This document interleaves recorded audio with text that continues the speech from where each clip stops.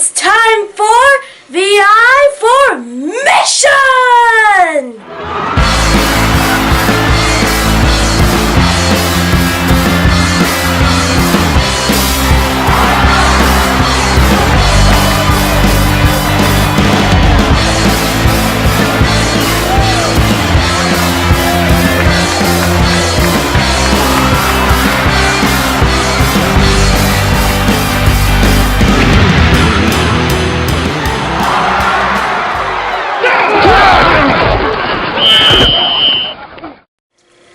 Hi, and welcome to Week 3 of the I Formation. I'm Jeff Gibbons. And I'm John Moist.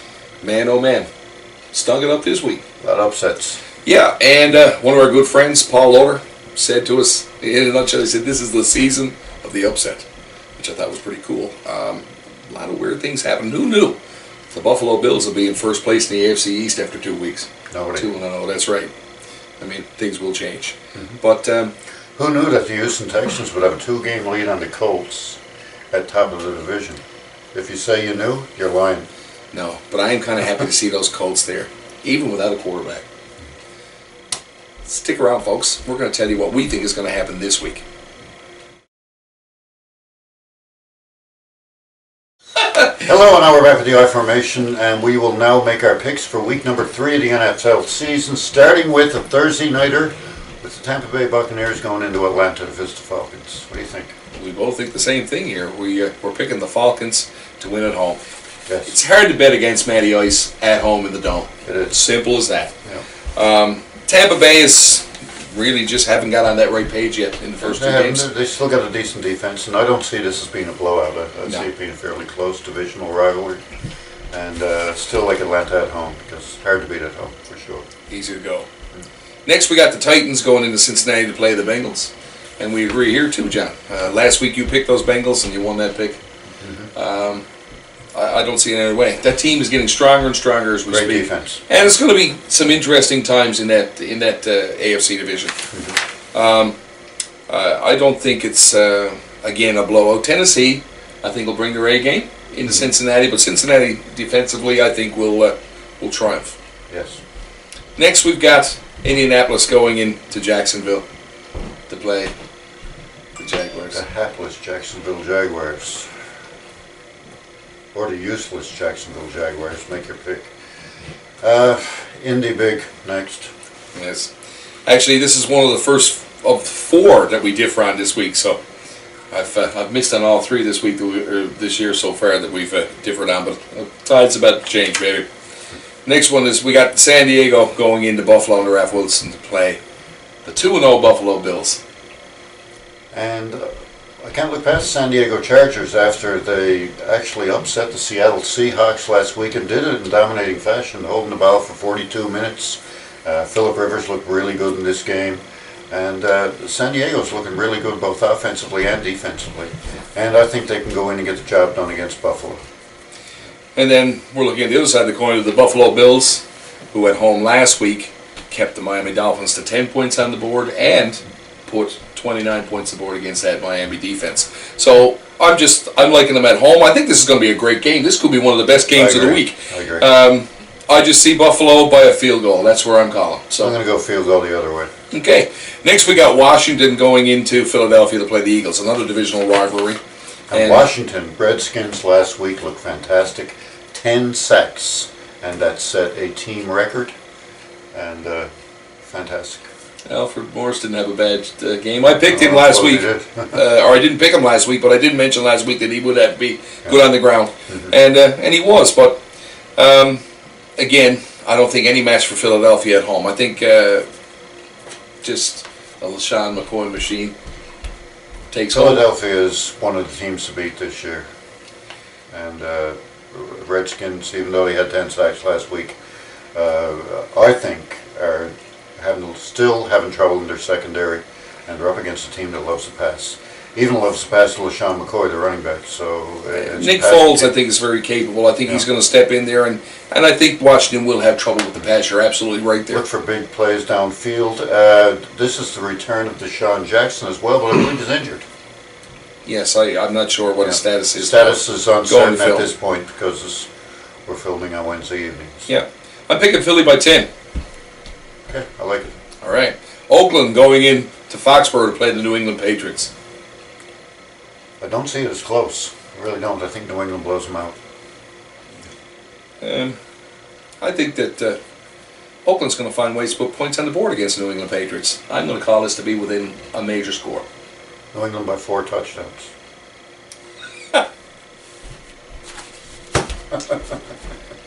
I ain't kidding.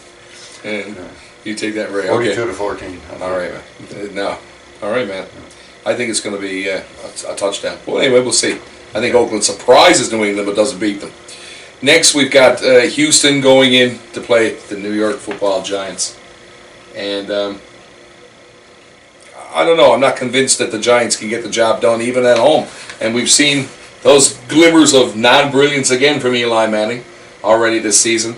I think that Houston has defensively really tightened up their game.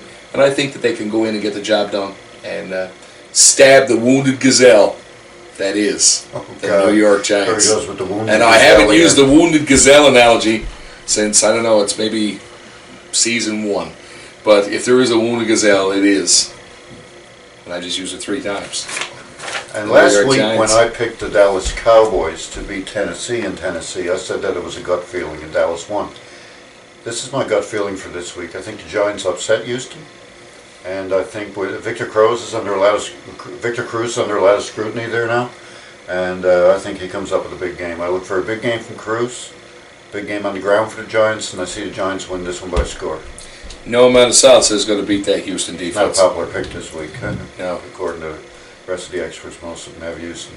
And I don't think this game will be like watching paint dry too. I don't know, for some reason I just think. I do like to see a good defensive game, but I like to see it on both sides of the ball, and I don't think that's going to happen here. No. We'll see. Giants. I like Giants. I like Houston. Next, we got Minnesota going into the Big Easy to play the Saints. Saints haven't got a win yet, and Vikings Adrian Peterson has been ruled out for legal reasons that we're not going to get into right now because we're going to talk about football. But and I think that the Saints are going to pound them, tell you the truth. You're going to score a lot of points. Might get some points out of Minnesota, too, because New Orleans hasn't looked great defensively this year. But I really think that the Saints get a big win. There will be points. Yeah. There just will be more points for the New Orleans Saints. Okay. There you go. Let's see a big game out of Jimmy Graham again. Yeah, again. Already still. Next, we got Green Bay going into Detroit to play the Lions. And surprised that we both agree on this. Yeah, I thought you were going to pick Detroit. Now the reason I'm going with Detroit is because I don't think their secondary is great. They've got a good front line. Their secondary is questionable, and they're up against a team in Green Bay that loves to throw the ball and got some great receivers out there. Look for a big game again from Jordy Nelson. Yeah, I agree too. Maybe even we might see that breakout of Lacey. Maybe. We may see that breakout game. Yeah. I think that they could have put a lot of all-purpose yards on the board against Detroit. Yeah. And Detroit is the kind of team at home that decides a lot of times in that third and fourth quarter that catches up and makes that comeback. This is not going to happen, though. I think that Green Bay is going to control this game from the first possession, and I think they're going to establish themselves. Green Bay, I'm going to say good game, though. 2 scores, though, I was thinking. 2 scores? Yeah. I disagree. I'll go with 1. All right. Next, we got the divisional rivals, Baltimore and Cleveland, squaring off in the dog pound. And we're agreeing on this one, too. Yeah. We've got the love for the Baltimore Ravens. We do think that the Baltimore Ravens are going to win this, but we should mention that about last week, and I know my buddy Barry Flynn is happy that it's Cleveland Browns. And I was talking to Barry just last week, and he said that he thought that the Browns were going to win this game in a close one by field goal, he said. Sure enough, there they are, winning the game by 2 points. So I also remember, Barry, that earlier in the season you said the surprise team this year was going to be the Buffalo Bills. So I'm going to have to start listening to what you're saying there. But good stuff for your Browns there, buddy. Oh, it continues on, though, I'm afraid, because I remember in 2011 the surprise Buffalo Bills that went 5-0, I think it was. Yeah. And then one game after that. The rest of the season. So, yeah, got to keep that solid effort up the whole year. But I don't know. That's a scary division, the AFC East. It is. And games are won and lost in divisional play. Or series are lost. Okay, next we've got Dallas going into St. Louis to play the St. Louis Rams. The wounded Rams. And as much as I called the Rams to be my surprise team this year, they have not looked good. They won last week. Good game last week, but Dallas, the last 2 weeks, as far as I'm concerned, have looked good. And last week, of course, was a big win there in Tennessee to play the Titans, and they come up with a big win there. And I just think my reason for picking Dallas in this game is I just think they have more people that can score touchdowns. That simple. I am kind of concerned about this. I'm going with Dallas as well, but I may be concerned that, feel the Dallas love here, that Tony Romo has played that perfect game for this decade in last week's game. Saw some great NFL names. We're going to talk about this. It's probably a close one too. St. Louis has a strong defensive line. Yeah. I mean, they're really hurting with they got throwing the ball now. Is Austin Davis? Austin Davis is correct. You know, I don't know. We thought that was a non-issue, but they really haven't shown offensively. Like I said, defensively they've been pretty solid. Let's just see how they handle the Dallas. You're right. People like DeMarcus Ware. Well, they were solid defensively last game. For the first game of the week of the season, they were awful. 34-6, Minnesota beat them. Oh, right, yes. Yeah. Okay. I don't know what it is about this St. Louis team that is just the whole year has been confounding me. I've put them in Los Angeles. I've done. Well, until St. Louis can show that they can put the ball in the end zone on a regular basis rather than just kick field goals, then I'm gonna be betting against them. They've got 1 touchdown in 2 games this year, 4 field goals, I think. That's it. Not short. Next, San Francisco going 6 in. field goals. Go ahead. You're still counting. Yeah. 203 toothpicks. San Francisco at Arizona to play the Cardinals, and we're differing on this one too. And I think this is going to be another solid game. One of the best games of the week. My take on this is that Colin Kaepernick is coming off a 4 interception performance, and I think that lost is cool. I think the $126 million man is under a lot of pressure right now in San Francisco with the holes in that defensive line and in secondary, making sure the job is getting done. And I don't think, and I've contended this right from the beginning, and I'm going to apologize to all my friends out there that are San Francisco fans, but I just don't think he's got the jam. I've said this before. I said this about our buddy Sanchez with the Jets, and I think Kaepernick is overrated as a quarterback. He may grow in the role, but right now he's not a pocket passer, and that became very, very obvious last week. I just think that Arizona at home with that defense are already in Kaepernick's head, and I think they keep this close. They have to score points off turnovers to win this game. It's no good to get the ball back and not be able to finish. And Arizona has lost games like that in the past. But if they can score points off turnovers, Arizona wins this at home in a squeaker. I think it's going to be a close game too. We're unsure right now if John Abraham is going to be back for Arizona in this game. He, as of today, he still hasn't passed concussion protocol, so still waiting to see on that one. But I don't have much faith in Arizona with Drew Stanton throwing the ball. I just don't. They say that he's a great quarterback and that he can, or his coach said he was a great quarterback and said that he could read defense as well and that he knows the team better than anybody. And that's fine. I just don't think he has the skill that Carson Palmer does. I think Arizona's a better team with Palmer as quarterback. And I think that San Francisco, I won't bet against San Francisco much this year. I think even with the injuries, they have a solid defense. I still see this as a close game. Arizona is strong at home. I'm going to pick San Francisco by a field goal. So, toss of a coin there, buddy. Next, we got Denver going into Seattle to play in the Super Bowl rematch. And actually, Seahawks beaten this week by the Chargers. Yeah. But going back home now with the 12th man, and I don't see this any other way. And I know you don't either, which is kind of cool because you're not homering out on me. We both see Seattle winning this game. No AFC team has beaten Seattle at home since 2011. I don't think it's going to start this week. Seattle at home is next to unbeatable. I hope I'm wrong. I hope my Broncos pull the upset. And if my Broncos do pull the upset in this game, Paul Loader, you're going to be hurting because I will not leave you alone. Anyway. Even pick him in the bye week, he Well, said. he already just sent me a picture on my phone of, he sent me a picture of a Seahawk with a Bronco bent over his knee, giving him a spanking, so, yeah. Hope Denver pulls the upset, because you will never hear the end of it. It's not going to happen. Don't worry about it, Paul. Anyway, we're both Enjoy the picking game. Seattle regardless. That's right, and Just like I don't that. think it's going to be a blowout or anything like that. It's not going to be the Super Bowl, Then but I again- think it could be 10 points. Yeah. But that's not a blowout. I mean, Peyton Manning can always come up and That surprise you, but defense you're is right. one of the best defenses I've ever seen. And they're coming off that loss. Yeah. They're processing Bobby that this Wagner week. They're looking is at film. amazing. Chancellor, right? I mean, there's Yeah. there's some serious stuff going on there. The Legion of Boom, baby. And I know, Darren, you're out there now saying, "Oh, they couldn't beat the Chargers," but you know what? Every good team loses at some point, except for of course, 72 Dolphins. But we're not going there now. Anyway, Super Bowl 72. yeah, that's right. Who won the Super Bowl in 72? There have been some teams that have gone 18-1, but we're not going there either. Next, Kansas City. Oh, look at that, in Miami, play the Dolphins. Kansas City hasn't impressed me at all this year.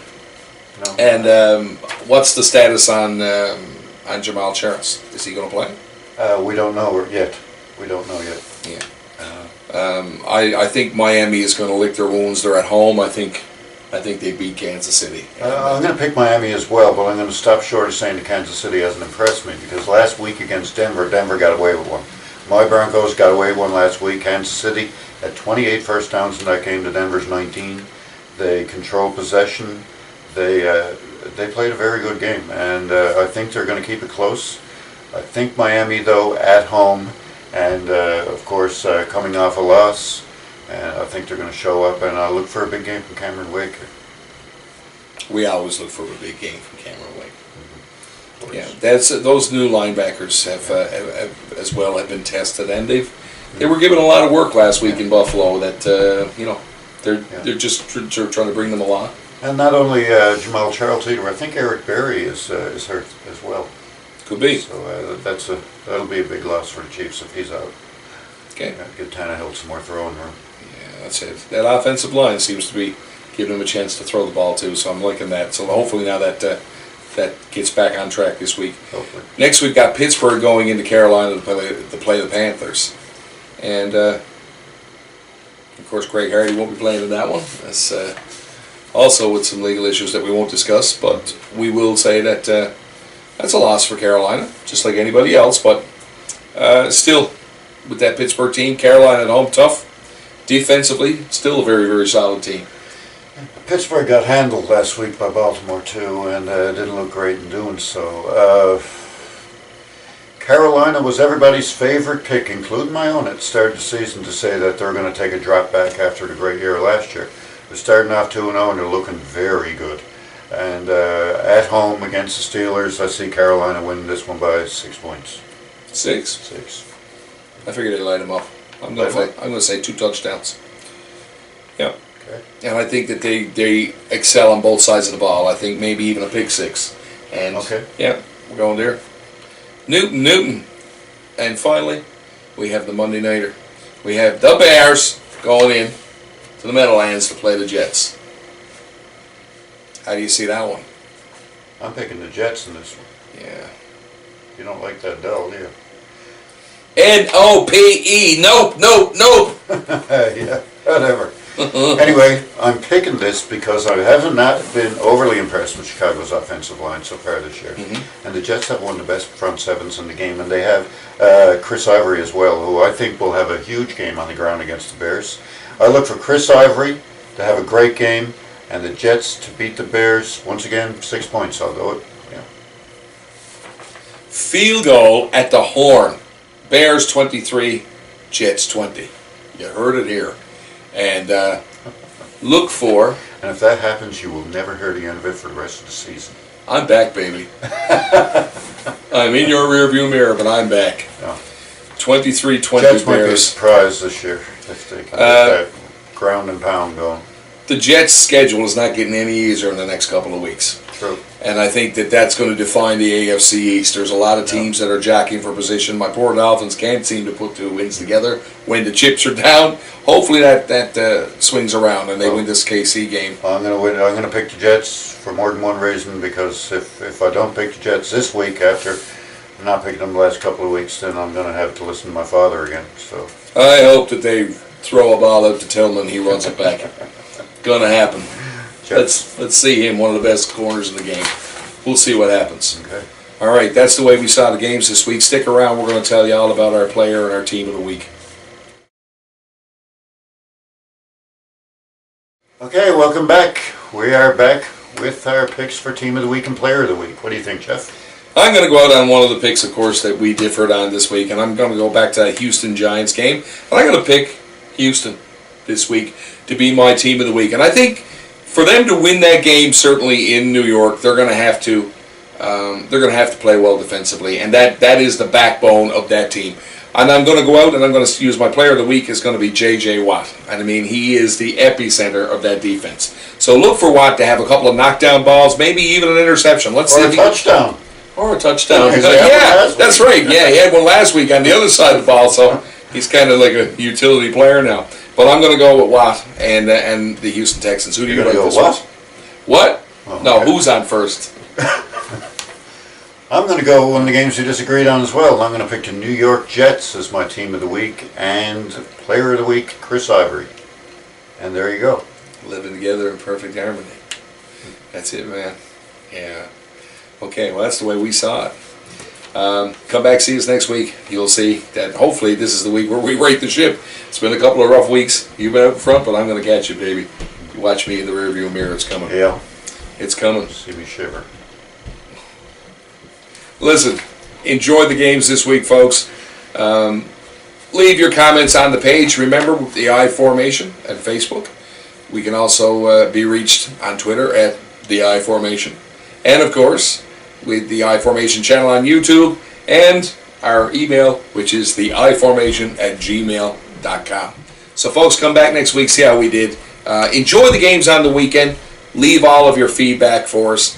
And hopefully we'll do better than we did in the first 2 weeks coming up. So we'll right the ship. So, that's it for me this week. Anything from you? I'm waiting for you to tell our viewers not to drink and drive. Okay, I just thought that you were good at it now. Okay. But I will say that. Enjoy the games, folks. Always be responsible. Don't drink and drive. Okay? So, until next week, it's good night from me. And it's good night from him. Have fun. Where's my purse?